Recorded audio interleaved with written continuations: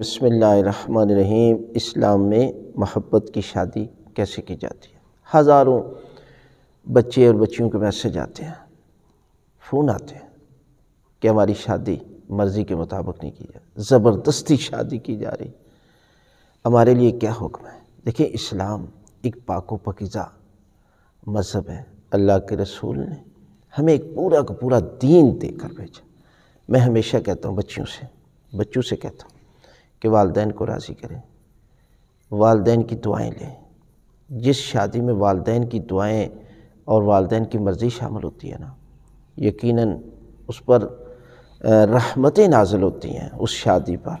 اور والدین سے کہتا ہوں کہ زبردستی شادی نہ کریں، یہ بچے اور بچی کا حق ہے، اللہ اور اللہ کے رسول نے حق دیا ہے۔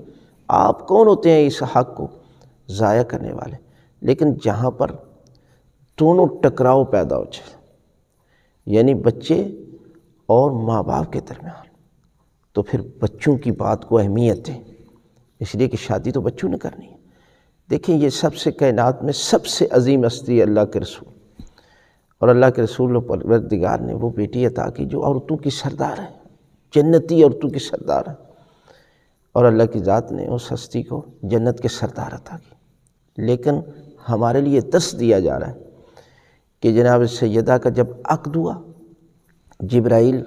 حضرت جبرائیل خبر لے کر آئے، اللہ کا رسول جیسی ہستی ہو اور عقد حضرت علی ابن ابی طالب علیہ السلام کے ساتھ ہو، لیکن سارے معاملات ہو گئے، لیکن پھر بھی اللہ کے رسول نے اپنی بیٹی سے پوچھا کہ میری بیٹی، کیا میں تمہارا عقد، تمہارا رشتہ حضرت علی ابن ابی طالب علیہ السلام کے ساتھ کر دوں، کیا تو راضی ہے؟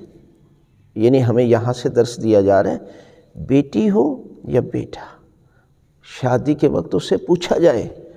ہمارے معاشرے کی یہ حالت ہے کہ لڑکیوں سے تو بالکل پوچھا ہی نہیں جاتا،